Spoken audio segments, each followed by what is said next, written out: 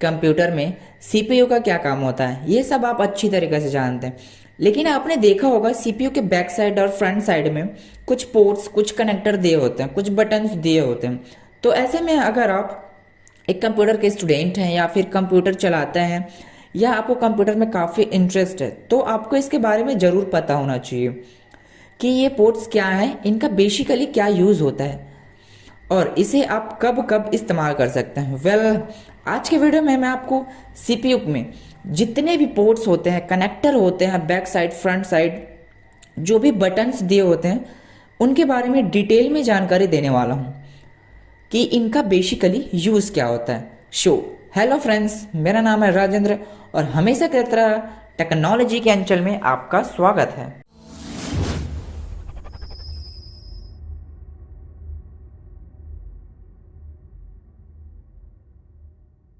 तो सबसे पहला जो कनेक्टर आता है जिसका नाम है पावर कनेक्टर, पावर सप्लाई या फिर कहे पावर इन कनेक्टर। इस कनेक्टर का यूज़ बेसिकली आप अपने सीपीयू में करंट को पहुंचाने के लिए करते हैं, जिससे आपका कंप्यूटर ऑन होता है या फिर कहे तो आपका सीपीयू काम करना शुरू करता है।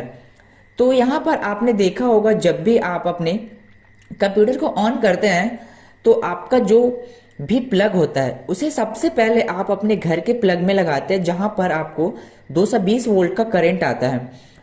और उसके बाद यही जो प्लग होता है उसे बेसिकली आप अपने सीपीयू के पावर कनेक्टर में कनेक्ट करते हो, जिससे जो भी वोल्ट या फिर कहे करंट होता है वो आपके सीपीयू में आता है और जो आपका कंप्यूटर होता है वो ऑन हो जाता है। तो यहाँ पर इस कनेक्टर का बेसिकली यूज पावर को सप्लाई करने के लिए होता है।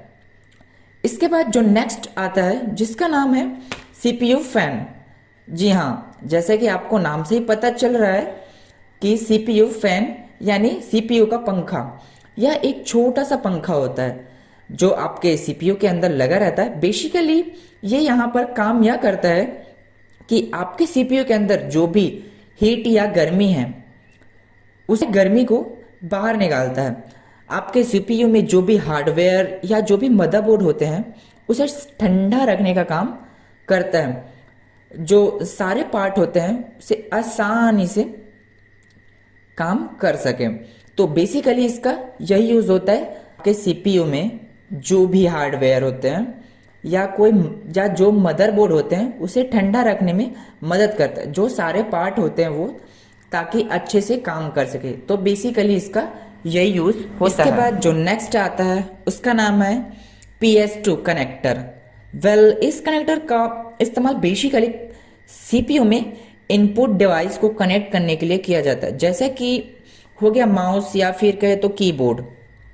यहाँ पर बहुत से लोग कंफ्यूज हो जाते हैं कि ये दोनों कनेक्टर होते तो हैं, क्योंकि ये सेम दिखाई देते हैं, तो लोगों को समझ नहीं आता कि माउस कहाँ पे कनेक्ट करे और कीबोर्ड कहाँ पे कनेक्ट करे। तो आपको यहाँ पे कंफ्यूज नहीं होना है, क्योंकि यह बहुत आसान है।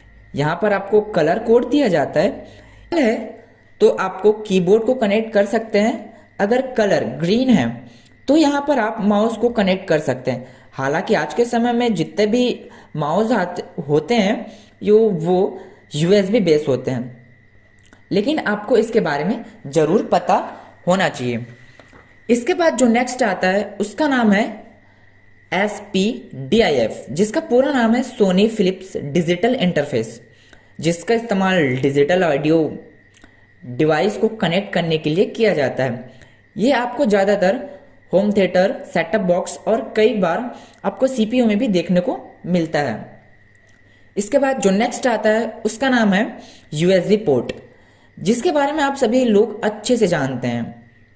तो यहाँ पर आपको सीपीयू में दो तरह के पोर्ट मिलते हैं। एक होता है USB 2.0 पोर्ट और दूसरा होता है USB 3.0 पोर्ट। तो यहाँ पर USB 3.0 की स्पीड ज़्यादा होती है USB 2.0 के मुकाबले। तो यहाँ पर दोनों का काम सेम होता है, जिसकी मदद से आप सीपीयू में mouse, keyboard, webcam, pen drive, device आदि का इस्तेमाल कर सकते हैं। इसके बाद जो नेक्स्ट आता है उसका नाम है लैन पोर्ट, जिसका पूरा नाम लोकल एरिया नेटवर्क होता है। इस पार्ट का बेसिकली इंटरनेट पोर्ट के लिए किया जाता है।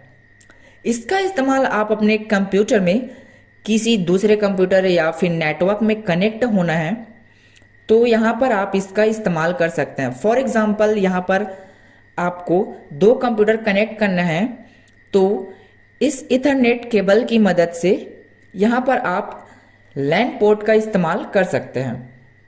इसके बाद जो नेक्स्ट आता है जिसका नाम है का use high speed data transfer के लिए किया जाता है, जिसका स्पीड USB 2.0 USB 3.0 से अधिक होता है। तो इसका यूज़ बेसिकली प्रोफेशनल लेवल पर किया जाता है।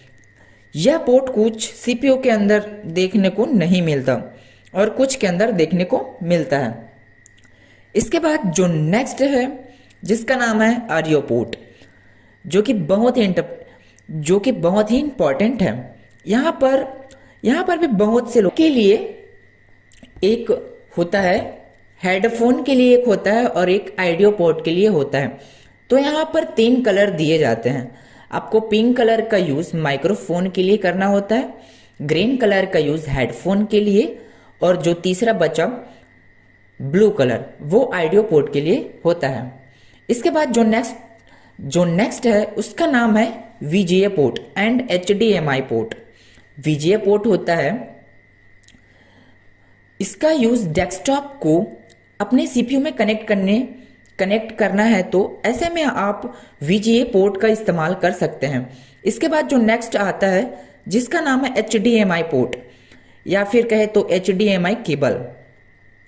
इसका पूरा नाम हाई डेफिनेशन मल्टीमीडिया इंटरफेस होता है। इसका यूज़ आप मॉनिटर या स्क्रीन में हाई डेफिनेशन वीडियो को देखने के लिए इस्तेमाल कर सकते हैं। यहाँ पर इसका जो कलर होता है वो कुछ अलग ही लेवल का होता है एक नॉर्मल वीडियो के मुकाबले। इसके बाद जो नेक्स्ट आता है जिसका नाम है DVI port, digital visual interface. जैसा कि यह आपको नाम से ही पता चल रहा है कि डिजिटल सिग्नल को सपोर्ट करता है और जो भी आपकी विजुअल प्रोवाइड करता है या फिर कहे वीडियो प्रोवाइड करता है वह आपको वीडियो ही दिखाई देगा, ऑडियो नहीं। इसमें केवल आपको वीडियो इंटरफेस दिखेगा, ऑडियो इंटरफेस नहीं होता है इसमें। अगर आपको इसमें ऑडियो चाहिए तो उसके लिए आपको एक अलग से ऑडियो डिवाइस का यूज़ करना पड़ेगा ऑडियो को सुनने के लिए। इसके बाद जो नेक्स्ट पोर्ट है जिसका नाम है एक्सपेंशन स्लॉट। अगर आपको अपने CPU में एक्सटर्नल डिवाइस ऐड करना है तो आप उसे एक्सपेंशन स्लॉट के अंदर ऐड कर सकते हो। तो बेसिकली यही था CPU के बैक साइड का डिटेल्स। तो चलिए अब चलते हैं CPU के फ्रंट साइड में, यानी सामने के साइड में जो भी बटन्स या फिर पोर्ट्स होते हैं उनका बेसिकली यूज़ क्या है। तो यहाँ पे CPU का आगे वाला पार्ट, CPU में जो सबसे पहला बटन आता है उसका नाम है रीसेट बटन। अगर आपके कंप्यूटर का स्क्रीन अटक गया है या फिर हैंग हो गया है तो आप ऐसे में रीसेट बटन का यूज़ करके उसे नॉर्मलाइज कर सकते हो। इसके बाद जो नेक्स्ट पोर्ट आता है उसका नाम है कंप्यूटर ऑन बटन या स्क्रीन ऑन बटन या स्विच बटन। अगर आपको अपने कंप्यूटर को चालू करना है तो सबसे पहले आपको यहाँ पर अपने CPU का इस बड़े वाले बटन स्विच बटन को दबाना होगा, जिसके बाद आपका कंप्यूटर चालू हो जाएगा। इसके बाद जो नेक्स्ट पोर्ट है उसका नाम है USB पोर्ट। CPU के आगे साइड में सामने की तरफ कुछ USB पोर्ट दिए जाते हैं, कुछ CPU में दिए जाते हैं और कुछ CPU में नहीं दिए जाते हैं। तो इसका यूज़ आप अपने डेटा केबल के सारे फ़ोन को कनेक्ट करने के लिए या पेन ड्राइव यूज़ करने के लिए इसका यूज़ कर सकते हो। इसके बाद जो नेक्स्ट पोर्ट आता है उसका नाम है माइक्रोफोन। यह माइक्रोफोन के लिए यूज़ होता है। अगर आप अपने सीपीयू में किसी भी तरह का माइक्रोफोन को कनेक्ट करना चाहते हैं तो आप इसका यूज़ कर सकते हैं। इसके बाद जो नेक्स्ट पोर्ट आता है उसका नाम हेडफोन पोर्ट होते हैं। इसका यूज़ हेडफोन को कनेक्ट करने के लिए कर सकते हैं। इसके बाद जो नेक्स्ट पोर्ट आता है उसका नाम है सीडी डीवीडी राइडर। अगर आपको सीडी या डीवीडी है उसको अपने सीपीयू में प्ले करना है या आप उसमें जो वीडियो है उसे आप या उसमें कोई भी डेटा है उसे अगर आप एक्सेस करना चाहते हैं तो यहाँ पर सीपीयू में जितने भी पोर्ट हैं उसका यूज़ कर सकते हैं। यहाँ पर आपको सीपीयू के बैक साइड और फ्रंट साइड के बारे में काफ़ी इन्फॉर्मेशन मिल चुके, तो आई होप आप काफ़ी कुछ समझ गए होंगे। क्योंकि बैक साइड और फ्रंट साइड में जितने भी पोर्ट्स कनेक्टर होते हैं उनका यूज़ क्या होता है, एक्चुअल बेसिकली क्या यूज़ है, वो आपको अच्छे से पता चल गया है। बस यार इस वीडियो के लिए बस इतना ही। वीडियो अच्छा लगा हो तो लाइक कर देना और कमेंट करके बताना कि वीडियो आपको कैसा लगा। वीडियो को ज़्यादा से ज़्यादा शेयर करना ताकि और लोगों को इसके बारे में जानकारी मिल सके। अगर आपको इसी तरह के वीडियो पसंद है तो चैनल को सब्सक्राइब करना बिल्कुल भी ना भूलें। तो मिलता हूँ आपको एक नए वीडियो के साथ, तब तक के लिए बाय बाय।